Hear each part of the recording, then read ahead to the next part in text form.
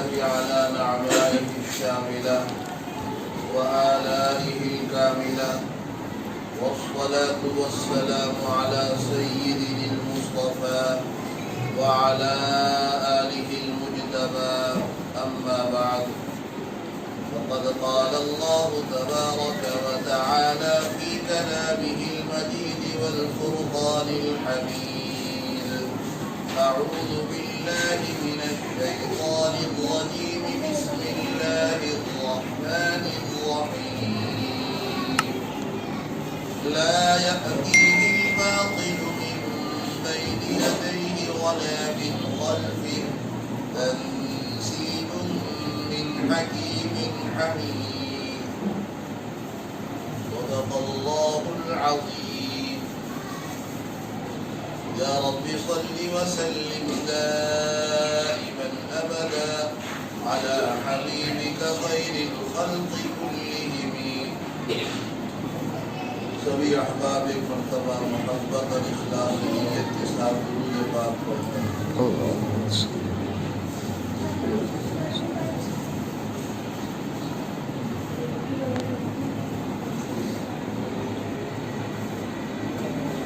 عزیزان گرامی، پیارے نوجوان ساتھیوں اور عزیز بھائیوں، آج اللہ کے فضل اور اس کی مدد، اس کے احسان سے 15 روزے مکمل ہوئے اور قرآن کریم کی آپ نے الحمدللہ ترتیب مکمل کی۔ اللہ تعالی روزوں کو بھی، تراویح کو بھی قبول و منظور فرمائے، اور جب تک ہماری زندگی ہے، اس جان میں سانس باقی ہے، تو اللہ تبارک و تعالی اسی ذوق اور بلکہ اس سے بھی زیادہ محبت کے ساتھ، جذبے کے ساتھ ہم سب کو بھی، ہمارے خاندان والوں کو بھی، ہمارے رشتہ داروں، اعزاء اقربا کو بھی اسی طریقے پر پابندیاں کرنے کی مکمل توفیق عطا فرما دے۔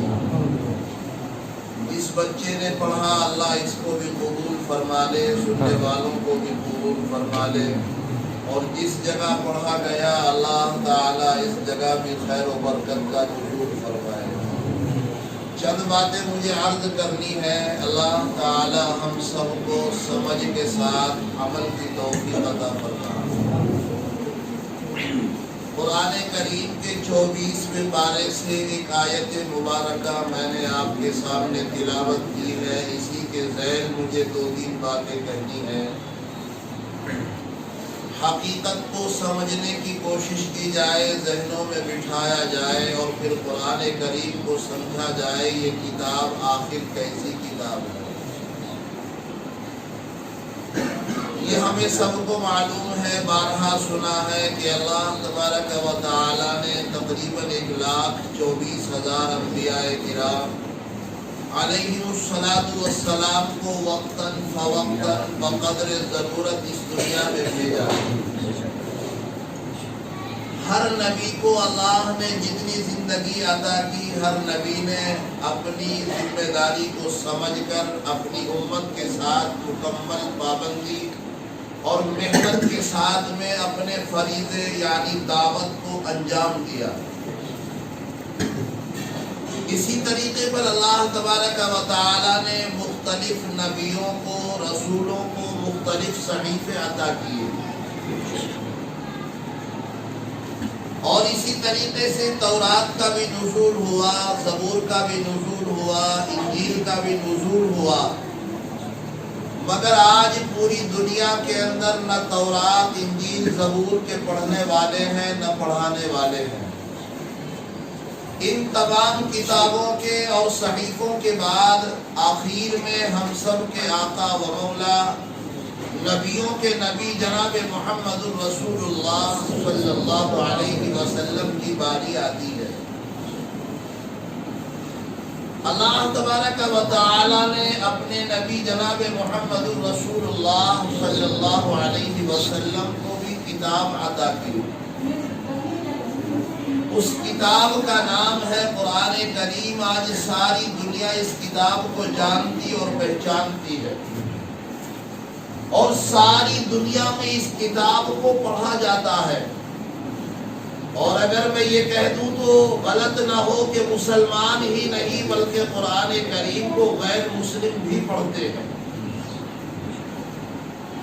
اور آج مسلمانوں سے ہٹ کر غیر مسلم یہود و نصارہ اس قرآن کریم کے اوپر ریسرچ کر رہے ہیں. نہ جانے کتنی انسانیت ایسی ہے جو کفر کی حدود میں بسنے والی، رہنے والی، جینے والی تھی، مگر جب انہوں نے قرآن کریم کے اوپر ریسرچ کیا، اس کو پڑھا، اس کے معانی پر تدبر اور تفکر کیا، تو اللہ تبارک و تعالی نے اس کے نتیجے انہیں اللہ نے قرآن عطا کر دیا اور ایمان عطا کر دیا. تو آج قرآن کریم کو مسلمان ہی نہیں بلکہ دنیا کے اندر بے شمار ریسرچ کرنے والے، پڑھنے والے غیر مسلم یہود و نصارہ بھی ہیں.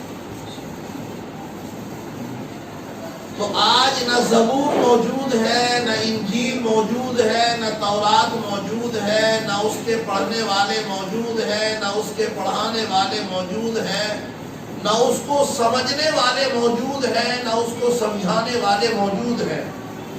آج ساری دنیا میں الحمدللہ قرآن کے پڑھنے والے، پڑھانے والے، سمجھنے والے، سمجھانے والے موجود ہیں اور سمجھا جا رہا ہے. اور قرآن کا فیض آج پوری دنیا میں جاری اور ساری ہے.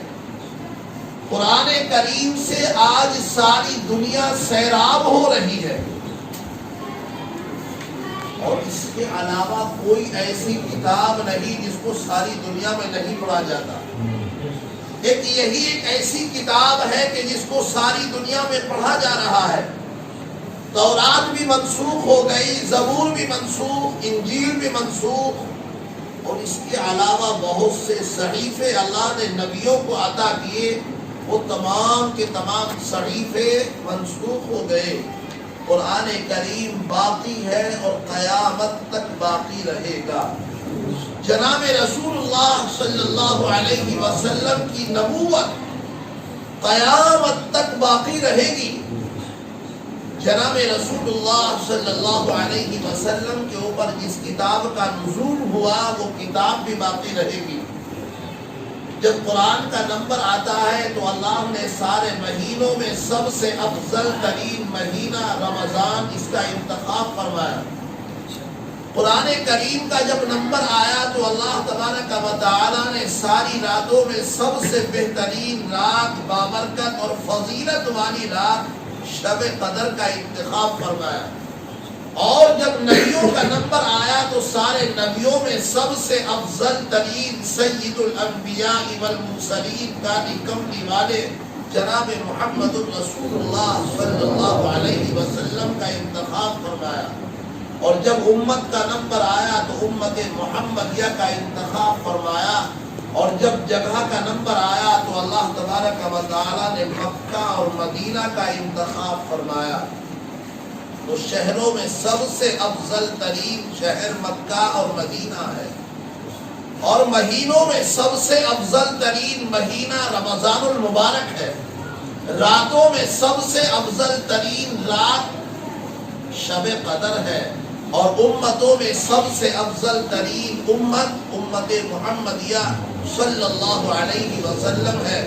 تو پھر مجھے اس بات کے کہنے میں کیا شک ہو سکتا ہے کہ سینوں میں سب سے بہترین سینہ وہ ہے کہ اللہ نے جس سینے کو اپنی کتاب یعنی قرآن کے لیے منتخب فرمایا ہے کہ نہیں. سب سے بہترین اور بابر کا سینہ ہے وہ کہ جس سینے کے اوپر اللہ تبارک و تعالی نے اپنی کتاب کو جمع فرما دیا. کتابیں منسوخ ہو گئی، قرآن باقی ہے. بے شمار طاقتیں آئی اور آ رہی ہیں، آتی رہے گی. اور قرآن کے اوپر زور آزمایا ہے، آزما رہے ہیں، آزماتے رہیں گے. مگر قرآن کا ایک حرف تو کیا قرآن کا نقطہ بھی نہیں بدلا جا سکتا ہے. قرآن کے زبر زیر کو بھی نہیں بدلا جا سکتا ہے.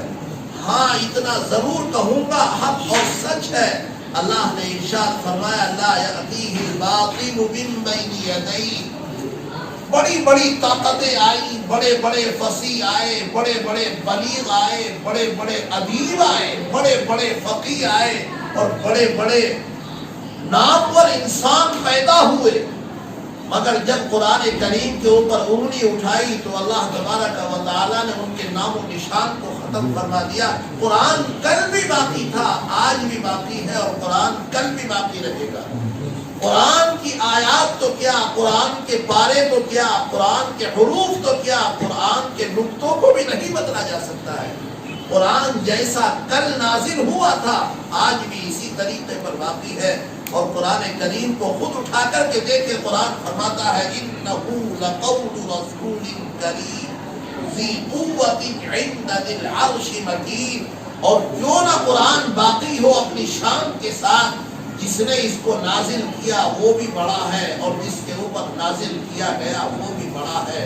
جس نے اس کو نازل کیا وہ بھی بڑی طاقت اور قوت والا ہے، اور جو اس کو لے کر کے آیا وہ بھی بڑی طاقت و قوت والا ہے۔ قرآن فرماتا ہے کہ اللہ تبارک و تعالیٰ نے حضرت جبریل امین کو ایسی بڑی طاقت عطا کی ہے، اللہ تبارک و تعالیٰ نے ایسی قوت والا فرشتہ بنایا ہے۔ تمام فرشتوں میں اللہ نے 4 فرشتوں کو اپنا تقرب عطا کیا، یعنی 4 فرشتوں کو تمام فرشتوں کا سردار بنایا، اور ان 4 میں سے اللہ تبارک و تعالیٰ نے حضرت جبریل امین کو سب سے بڑا مقرب اور اپنا بڑا فرشتہ بنایا۔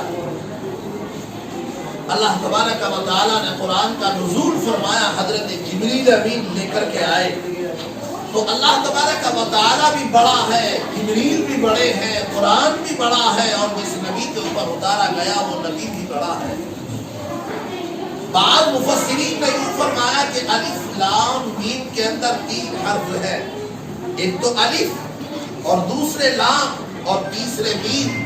تو مفسرین یوں فرماتے ہیں کہ الف سے مراد اللہ ہے اور لام سے مراد لانے والا حضرت جبریل امین ہے، اور میم سے مراد جناب محمد رسول اللہ صلی اللہ علیہ وسلم ہے۔ تو بھیجنے والا بھی بڑا ہے، لانے والا بھی بڑا ہے، اور جس کے اوپر اتارا گیا وہ نبی بھی بڑا ہے۔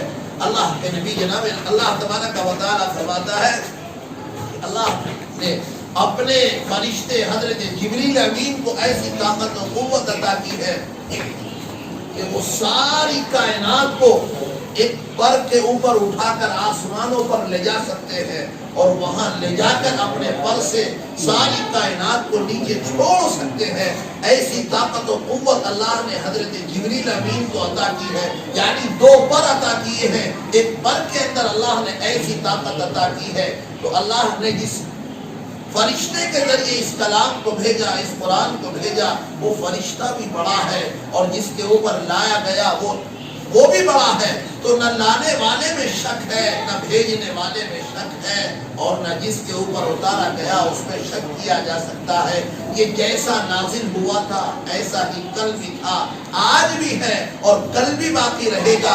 ساری کتابوں میں تبدیلیاں کر دی گئی، تورات کو بھی بدل دیا گیا، زبور کو بھی بدل دیا گیا، انجیل کو بھی بدل دیا گیا، پہلے صحیفوں کو بھی بدل دیا گیا، مگر قرآن جیسا نازل ہوا تھا ایسا کا ایسا ہی نازل ہے۔ حضرت ہارون الرشید ایک بہت بڑے بادشاہ گزرے ہیں، بڑے متقی، بڑے اللہ والے، اللہ سے ڈرنے والے تھے۔ تو بادشاہ ہارون الرشید کے بیٹے تھے مامون الرشید۔ تو بادشاہ ہارون الرشید کا ایک مزاج تھا کہ ہر سال دربار سلطنت میں شاہی اجلاس قائم کیا جاتا تھا۔ اس اجلاس کے اندر ہر فرقے سے تعلق رکھنے والا عالم مقرر کی حیثیت سے آتا تھا اور تقریر کیا کرتا تھا۔ تو حضرت ہارون الرشید بادشاہ نے ایک یہودی عالم کو بلایا، اور بلانے کے بعد اس کا بھی تقریر کا نمبر آیا، چنانچہ وہ مسلک یہودیت والا تھا۔ اس نے 2 گھنٹہ تقریر کی، اور 2 گھنٹہ تقریر کرنے کے بعد اس نے قرآن کریم کی عظمت اور برکت کو بیان کیا، اس نے قرآن کی فضیلت کو بیان کیا، اور بیان کرنے کے بعد 2 گھنٹے سارے حقائق کو کھولا۔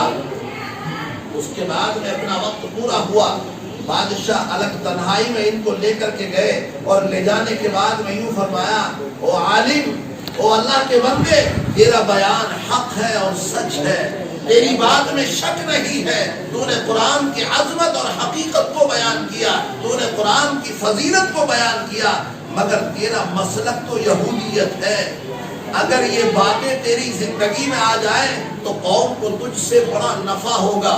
اس نے یہ بات سنی اور چلا گیا۔ بادشاہ بھی رخصت ہو گئے۔ بادشاہ کے بعد وہ سلسلہ یوں ہی جلسے کا چلتا رہا، دربار سلطنت میں وہ جلسہ قائم ہوتا رہا۔ مامون الرشید نے اپنے باپ کی عادت کو باقی رکھتے ہوئے اس یہودی عالم کو پھر دوسرے سال بلایا، اور بلانے کے بعد تقریر کا نمبر آیا۔ اس عالم نے 2 گھنٹہ تقریر کی۔ تقریر کرنے کے بعد نیچے بیٹھ گیا، قرآن کی عظمت، قرآن کی حقیقت، قرآن کی فضیلت کو بیان کیا، حقائق کو بیان کیا، اسلام کی حقانیت کو بیان کیا۔ تو مامون الرشید بادشاہ کہنے لگے، او عالم، او اللہ کے بندے، تیرا بیان بڑا اچھا اور سچا ہے، تیری بات پرمغز اور حقیقت سے لبریز ہے، اگر یہ باتیں تیری زندگی میں ہو تو تجھ سے قوم کو بڑا نفع پہنچ سکتا ہے۔ اس نے سنا اور خاموش ہو کر کے چلا گیا۔ تیسرے سال پھر جلسے میں اسی طریقے سے بلایا گیا۔ اس نے 2 گھنٹہ تقریر کی، اور 2 گھنٹہ تقریر کے بعد میں قرآن کی حقیقت اور فضیلت کو بیان کیا، اسلام کی حقانیت کو بیان کیا، اللہ کی وحدانیت کو بیان کیا۔ بادشاہ اس کو تنہا کمرے میں لے کر کے گئے اور کہنے لگے، تمہاری بات حق اور سچ ہے، اگر یہ باتیں تمہاری زندگی میں آ جائیں تو تم سے قوم کو بڑا نفع ہوگا۔ اس نے سنا اور خاموش ہو کر کے چلا گیا۔ چوتھے سال پھر اسی طریقے پر بادشاہ نے ان کو بلایا، یہودی عالم کو بلایا، انہوں نے تقریر 2 گھنٹہ اپنی عادت کے مطابق کی، حق اور سچ بولا، قرآن کی حقیقت اور فضیلت اور برکت کو بیان کیا، اسلام کی حقانیت کو بیان کیا، اللہ کی وحدانیت کو بیان کیا۔ بادشاہ اپنی عادت کے مطابق ان کو اندر لے کر کے گئے اور ان سے کہا، او اللہ کے بندے، تیری یہ باتیں اگر تیری زندگی میں آ جائیں تو اللہ کو تجھ سے بڑا پیار ہوگا اور قوم کو تجھ سے بڑا نفع ہوگا۔ اس نے یہ بات سنی، اس عالم یہودی نے یہ بات سنی، اور سننے کے بعد کہنے لگا، لا الہ الا اللہ محمد الرسول اللہ صلی اللہ علیہ وسلم۔ تو بادشاہ نے کہا، میں نے 4 سال پہلے بھی کہا، 3 سال پہلے بھی کہا، 2 سال پہلے بھی کہا، اور تم نے بھی حق اور سچ بولا۔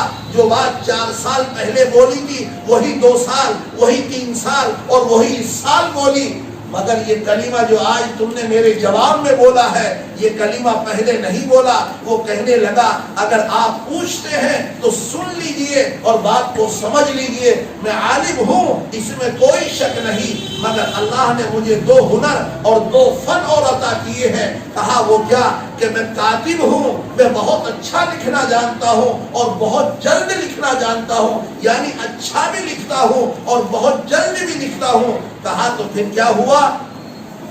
کہ میں جب آپ کے یہاں پہلے سال آیا تھا، یعنی 3 سال پہلے جب میں آیا تھا، تو میں نے زبور کو اٹھایا، اور زبور میں نے کہیں گھٹایا کہیں بڑھایا، میں نے اس میں تبدیلیاں کی، اور اپنے قلم سے میں نے اس کو لکھا۔ سونے کا پانی میں نے اس کو اوپر پھیرا، بہت اچھے خط سے میں نے اس کو تیار کیا، اور جو زبور کا سب سے بڑا عالم تھا میں اس کی خدمت میں لے کر کے گیا۔ میں نے کہا، حضور السلام علیکم، میں نے زبور کو اپنے ہاتھ سے لکھا ہے اور بہت خوشنما انداز میں لکھا ہے، اور میں نے سونے کا پانی اس میں لگایا ہے، آپ کی خدمت میں لایا ہوں، آپ قبول فرما کر شکریہ کا موقع عنایت فرمائیں۔ وہ زبور کا عالم میری بات کو سن کر کھڑا ہوا، اس نے میرے ہاتھ سے اس زبور کو لیا، چوما چاٹا، سینے سے لگایا، سر سے لگایا اور اونچی جگہ رکھا، اور اشرفیوں کی تھیلی اندر سے لا کر کے اس نے مجھ کو دے دی۔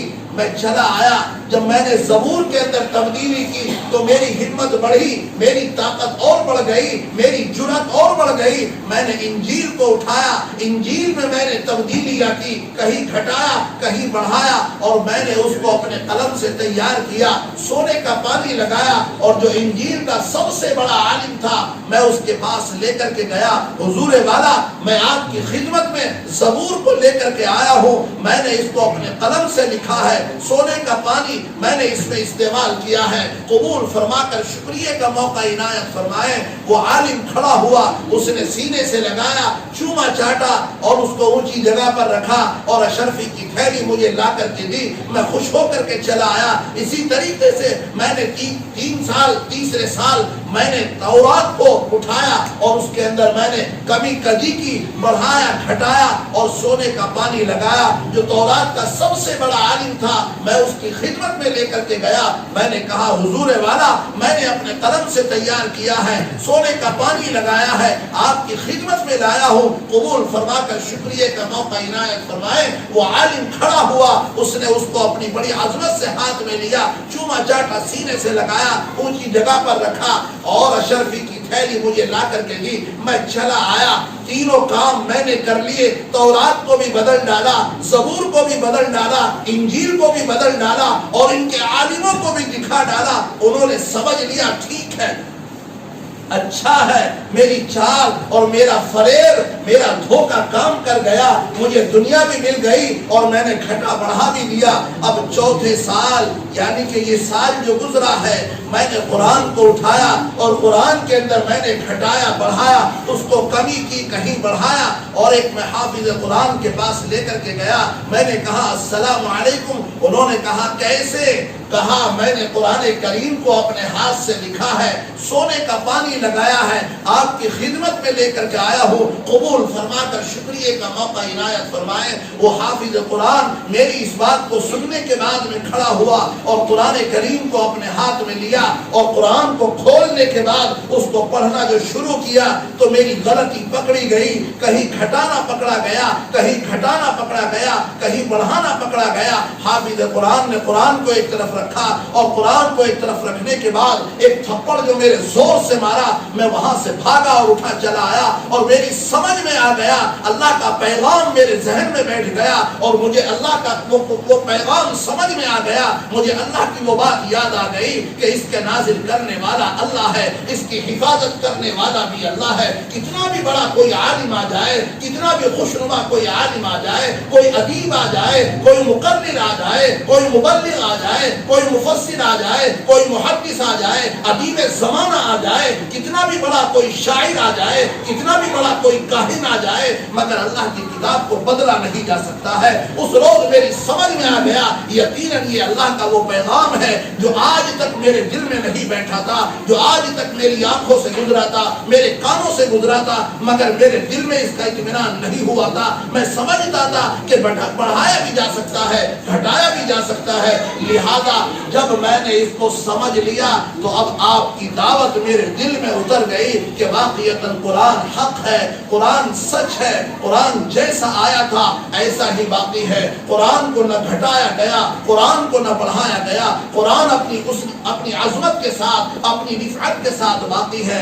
بڑے بڑے فصحاء آئے، بڑے بڑے بلغاء آئے، بڑے بڑے ادباء آئے، مگر سب کے قلم ٹوٹ گئے، سب کی روشنائیاں ختم ہو گئی، سب اپنی فصاحت کو بگاڑ کر کے رہ گئے، سب اپنی بلاغت کو بہا کر کے رہ گئے، مگر اللہ کا کلام جیسا تھا ویسا کا ویسا ہی باقی ہے۔ یہ قرآن جس کو ہم نے پڑھا، یہ قرآن جس کو ہم نے سنا، اس کو بدلا نہیں جا سکتا ہے۔ ایک مرتبہ کا واقعہ ہے کہ ایک شخص اپنے آپ کو بڑا قابل ترین سمجھتا تھا، قوم کے اندر اس کا بڑا وقار، بڑی عزت تھی، قوم اس کو بڑا سراہا کرتی تھی۔ قوم نے کہا بھائی ایسا ہے تم قرآن کا بدل لا کر کے دکھا دو، تم قرآن کو مٹا کر کے دکھاؤ، تم قرآن کے اندر تحریف کر کے دکھاؤ۔ بہت سا کاغذ جمع کیا گیا، قلم اس کو دیے گئے، اس نے قلم سے لکھنا شروع کیا، لکھتا تھا پھاڑ دیتا تھا، لکھتا تھا پھاڑ دیتا تھا، لکھتا تھا پھاڑ دیتا تھا، یعنی خود اس کو یہ سمجھ میں آتا تھا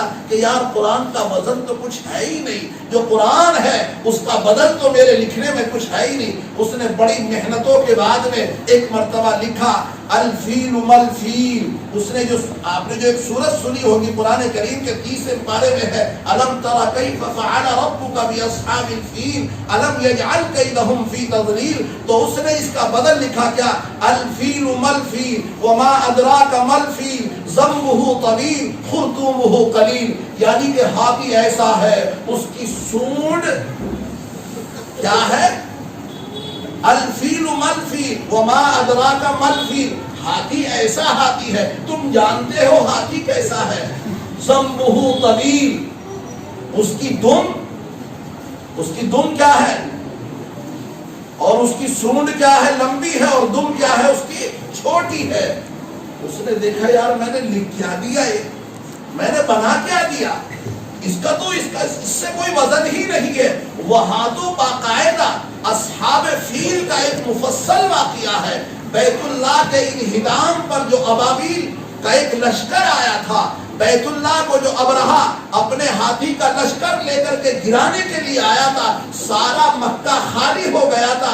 جناب محمد الرسول اللہ صلی اللہ علیہ وسلم ابھی آ نہیں سکے تھے، اپنی ماں کے پیٹ یعنی حضرت آمنہ کے بطن مبارک میں آپ موجود تھے، اور سارے لوگوں نے جب یہ سنا کہ ابرہا ہاتھیوں کا تیار کردہ لشکر مکے میں لے کر کے آ رہا ہے، بہت بڑا لشکر ہے، وہ کعبۃ اللہ کو گرائے گا، وہ کعبۃ اللہ کو آج منہدم کرے گا، تو سب لوگوں نے سوچا اس کا مقابلہ، اس کے لشکر کا مقابلہ ہمارے بس کی بات نہیں۔ سب نے یہ سوچ کر مکہ خالی کر دیا، مگر جناب رسول اللہ صلی اللہ علیہ وسلم کے دادا محترم عبد المطلب وہاں باقی رہ گئے، حضرت آمنہ باقی رہ گئی۔ حضرت عبد المطلب نے اللہ سے فرمایا، اے اللہ میں تجھے آنے والے بچے کا واسطہ دے کر کے کہتا ہوں، یہ تیرا گھر ہے، اس کی حفاظت کرنا تیرا کام ہے، اس کا مقابلہ کرنا ہمارے بس کی بات نہیں ہے۔ آج سارا مکہ خالی ہو چکا ہے، آج سارا مکہ یہاں سے چھوڑ کر جا چکا ہے، تنہا میں باقی ہوں اور میری بہو باقی ہے، میں تجھے آنے والے اور پیدا ہونے والے بچے کا واسطہ دے کر کے کہتا ہوں تو اپنے گھر کی حفاظت کر۔ چنانچہ ابرہا شان و شوکت کے ساتھ اپنے تیار کردہ لشکر کے ساتھ کعبۃ اللہ کے قریب آتا ہے، مگر جب کعبۃ اللہ کے قریب آتا ہے اور ایک زمانے سے جو ہاتھیوں کی ٹریننگ اور تربیت کر رہا تھا، اس نے جب آواز لگائی، اشارہ کیا کہ دیواروں کو گرایا جائے، اللہ کے گھر کو منہدم کیا جائے، قرآن اٹھا کر کے دیکھا جائے، یوں آتا ہے کہ وہ ابرہا کا تیار کردہ لشکر، وہ ہاتھیوں کا طاقتور لشکر بجائے کعبۃ اللہ کو گرانے کے اس کے سامنے سر رکھ کر کے گر گیا، اور یہ ثابت کر دیا کہ جس گھر کا بنانے والا اللہ ہے، اس کی حفاظت کرنے والا بھی اللہ ہے، اس کو مٹانے والا، اس کو گرانے والا کوئی نہیں ہے۔ فانوس بن کے جس کی حفاظت خدا کرے، فانوس بن کے جس کی حفاظت خدا کرے، وہ شمع کیا بجھے جسے روشن خدا کرے۔ اس گھر کا مالک، اس گھر کا خالق تو اللہ تبارک و تعالی ہے۔ اللہ نے یہ ثابت کر دیا، جس کو ہم باقی رکھنا چاہیں گے ساری کائنات اس کو مٹا نہیں سکتی ہے، کوئی بھی آ جائے، کوئی سی بھی طاقت آ جائے، ایک تو اللہ نے یہ ثابت کر دیا، اور دوسری چیز اللہ نے یہ ثابت کر دی کہ اگر تم اللہ کے راستے سے منہ موڑو گے، اگر تم اللہ کے کام سے، اللہ کے احکام سے منہ موڑو گے، اگر تم اللہ کے دین سے منہ موڑو گے، تو سنو تمہاری ضرورت مجھے کل بھی نہیں تھی، آج بھی نہیں ہے۔ اگر تم میرا راستہ چھوڑ کر کے جاؤ گے، اگر تم میرا گھر چھوڑ کر کے جاؤ گے، تو بنانے والا بھی میں ہوں، حفاظت کرنے والا بھی میں ہوں، اور جب تم چھوڑ کر کے جاؤ گے میں تمہاری جگہ دوسری قوم کو کھڑا کر سکتا ہوں، اور وہ قوم بھی کیسی ہے؟ گلی میں رہنے والی چھوٹی سی چڑیا ہے، اس کا نام ابابیل ہے۔ اللہ تبارک و تعالیٰ نے اس لشکر سے ابابیل کا مقابلہ، ابابیل کے لشکر سے ابرہا کے لشکر کا مقابلہ کرایا، اس کی قوم کا مقابلہ کرایا۔ تفسیر میں لکھا ہے کہ ابابیل جب کنکری چھوڑتی تھی اپنی چونچ سے تو سر سے گھستی تھی اور پاؤں کے ذریعے نکل جاتی تھی، اور جس کے سر میں گھستی تھی پورے بدن کو خاک بنا کر کے پورے بدن کا ڈھیر بنا دیا کرتی تھی۔ تو اللہ تو ایسی طاقت والا ہے، اللہ ایسی طاقت والا ہے، اللہ جب چاہتا ہے اللہ مٹی کو بارود بنا دیا کرتا ہے، اور اللہ جب چاہتا ہے تو اللہ بارود کو مٹی بنا دیا کرتا ہے۔ اللہ کے نبی جناب رسول اللہ صلی اللہ علیہ وسلم جب مکے سے مدینہ ہجرت فرماتے ہیں، آپ کا گھر گھیرا، آپ کا گھر رؤسائے مکہ نے گھیرا ہوا ہے، قریش مکہ نے آپ کے گھر کا محاصرہ کر رکھا ہے۔ اللہ کے نبی صلی اللہ علیہ وسلم پریشان ہے، میں یہاں سے ہجرت کیسے کر کے جاؤں؟ 3 آدمی باقی ہے، چوتھے اللہ کے نبی صلی اللہ علیہ وسلم باقی ہے۔ سارا مکہ اللہ کے نبی نے فرمایا ہجرت کر جاؤ، یہاں سے مکہ چھوڑ کر مدینہ چلے جاؤ۔ سارے مسلمان یہاں سے چھوڑ کر مدینہ چلے گئے۔ اللہ کے نبی اور آپ کے علاوہ 3 موجود ہیں۔ اللہ کے حبیب سوچ رہے کہ اس حالت میں، ان مشکل حالات میں یہاں سے کیسے نکلا جا سکتا ہے۔ اللہ کے نبی اسی پریشانی کے عالم میں تھے۔ اللہ کی طرف سے پیغام آیا، اے نبی ایک مٹھی مٹی اٹھاؤ اور اس کو اچھال دو۔ اللہ کے نبی صلی اللہ علیہ وسلم نے فرمایا، اے اللہ میری مٹھی مٹی سے کیا ہونے والا ہے؟ اللہ نے فرمایا، وما رمیت اذ رمیت ولکن اللہ رمی ولیبلی المؤمنین منہ بلاء حسنا۔ تم تو پھینکو، تم تو اچھالو، اس کا ہونا کیا ہے وہ تو ہم بتائیں گے۔ چنانچہ اللہ کے نبی صلی اللہ علیہ وسلم نے ایک مٹھی مٹی جو اچھالی ہے وہ سب کی آنکھوں میں پہنچ گئی، سب اپنی آنکھیں ملتے رہ گئے، اور ہم سب کے آقا و مولا جناب محمد رسول اللہ صلی اللہ علیہ وسلم مکہ سے مدینہ ہجرت فرما جاتے ہیں۔ یا ایھا الذین آمنوا ان تنصروا اللہ ینصرکم ویثبت اقدامکم۔ اے لوگو، اے ایمان والو، اگر تم اللہ کے دین کی مدد کرو گے اللہ تمہاری مدد کرے گا، اور تمہاری مدد کے ساتھ ساتھ اللہ تمہاری ایسی مدد کرے گا کہ تمہارے قدموں کو جما دے گا۔ قدموں کو جمانے کا مطلب کیا ہے؟ کہ تمہارا اپوزٹ، تمہارا مخالف، تمہارے سامنے آنے والا، تمہارے اوپر حملہ کرنے والا، تمہاری مخالفت کرنے والا، تمہارا مقابلہ کرنے والا، اس کے قدموں کو اکھاڑ دیں گے، تمہارے قدموں کو جما دیں گے اور مقابل کے قدموں کو اکھاڑ دیں گے۔ تو عزیزان گرامی، کہنے کے لیے بہت کچھ ہے۔ یہ کتاب جو ہم پڑھی گئی، یہ کتاب جو سنی گئی، یہ بہت اعلیٰ ہے، یہ کتاب بہت بابرکت ہے۔ جہاں پڑھی جاتی ہے وہاں برکتوں کے نزول ہوتے ہیں، وہاں رحمتوں کے نزول ہوتے ہیں۔ جہاں جس جگہ پر یہ کتاب پڑھی جاتی ہے وہاں سے نحوستوں کو، بلاؤں کو، مصیبتوں کو، بیماریوں کو میرے آقا نے ارشاد فرمایا اللہ تعالیٰ اس کی برکت سے ختم فرما دیا کرتا ہے۔ تو یہ کتاب بڑی برکت والی ہے۔ اللہ نے یہ کتاب ہمیں عطا کی ہے، ہمارے بچوں کے سینوں میں موجود ہے، ننھے ننھے بچوں کے سینوں میں موجود ہے۔ یہ اللہ کا یقیناً بہت بڑا پیار ہو گیا، یہ بہت بڑا پیار ہو گیا۔ اور جو بات مجھے کہنی تھی وہ بات تو رہ گئی، لمبی ہو جائے گی، پھر انشاءاللہ کسی موقع سے عرض کروں گا۔ بس اشارہ دیتا چل رہا ہوں کہ قرآن نے قوموں کو بدلا ہے مگر قرآن کو آج تک کوئی بدل نہیں سکا ہے۔ قرآن کو آج تک کوئی بدل نہیں سکا ہے۔ اور قریب زمانے میں ایک بڑا ملعون، بڑا خبیث نام آپ اٹھا کر کے دیکھیں، وسیم رضوی، جس نے قرآن کریم کے بارے میں کہا تھا کہ 26 آیات کو نکالا جائے، اللہ نے اسی کو نکال دیا، اللہ نے اسی کو نکال دیا۔ اور اللہ نے کیسا نکالا، کیسا نکالا کہ شیعہ اس کی قوم خود اس کے مخالف ہو گئی، اور اس کا گھرانہ، اس کی ماں، اس کی بیوی اور اس کے بھائی، سب کے سب، اس کے بہن، سب کے سب اس کے مخالف ہو گئے۔ اللہ نے یہ ثابت کر دیا، اللہ نے یہ بتا دیا تو گھٹا نہیں سکتا ہے، تو گھٹ جائے گا۔ اللہ نے اس کو گھٹا کر کے دکھا دیا ہے۔ کورٹ نے بھی جرمانہ عائد کر دیا، کورٹ نے بھی جرمانہ عائد کر دیا، تو پتہ لگا اپنے بھی مخالف اور غیر بھی مخالف۔ جب اللہ کسی کا ہوتا ہے تو ساری کائنات کو اللہ ادھر موڑ دیا کرتا ہے، اور جب اللہ کسی سے آنکھ پھیرتا ہے تو اللہ ساری قوم کی نظر اس کی طرف سے ہٹا دیا کرتا ہے۔ کیسا ذلیل ہوا، کیسا ذلیل ہوا، کیسا ذلیل ہوا، ایسا ذلیل ہوا کہ ساری دنیا میں اس کے گلے میں لعنت کا طوق پڑ گیا۔ ہر آدمی اس کا نام لینا بڑا جرم سمجھ رہا ہے۔ اس کی قوم نے بھی نکال دیا، اس کے گھرانے نے بھی نکال دیا، اس کے رشتہ داروں نے بھی نکال دیا۔ یہ ہے اللہ کی طاقت، یہ ہے اللہ کی کتاب کی طاقت۔ تو اللہ کی کتاب کو نہیں بدلا جا سکتا ہے۔ اللہ کے قرآن نے ہر دور میں قوموں کو بدلا ہے۔ تہذیب کی شمع روشن کی اونٹوں کے چرانے والوں نے، تہذیب کی شمع روشن کی اونٹوں کے چرانے والوں نے کانٹوں کو گلوں کی قیمت دی، ذروں کے مقدر چمکائے، اور مکے کی زمین عرش کہاں، پل بھر میں کہاں، دم بھر میں کہاں، پتھر کو عطا کی گویائی اور چاند کے ٹکڑے فرمائے۔ اللہ کی طاقت کے ساتھ جو لگتا ہے اللہ تعالیٰ اس کی طاقت کو بلند و بالا بنا دیا کرتا ہے۔ اللہ کے ساتھ جو جڑتا ہے، اللہ کے نام کے ساتھ جو جڑ جاتا ہے، اللہ کے ساتھ جو اپنا دامن باندھ لیتا ہے، اللہ کے ساتھ جو اپنی نسبت قائم کر لیتا ہے، اللہ تعالیٰ کی نظر میں، اللہ تعالیٰ پوری قوم کی نظر میں اللہ تعالیٰ اس کی طاقت کو بڑا بنا دیا کرتا ہے۔ تو میرے نوجوان ساتھیوں، میرے بزرگوں، وقت کافی ہوتا جا رہا، یہ تمام باتیں ہیں ہمیں سمجھنے کی ضرورت ہے، اپنے بچوں کو حافظ قرآن بنانے کی ضرورت ہے۔ یہ دنیا اور آخرت کی ضمانت ہے، یہ دنیا اور آخرت کی کامیابی ہے۔ اللہ تعالیٰ ہمیں اس کی سمجھ اور اس کا احساس عطا فرما دے۔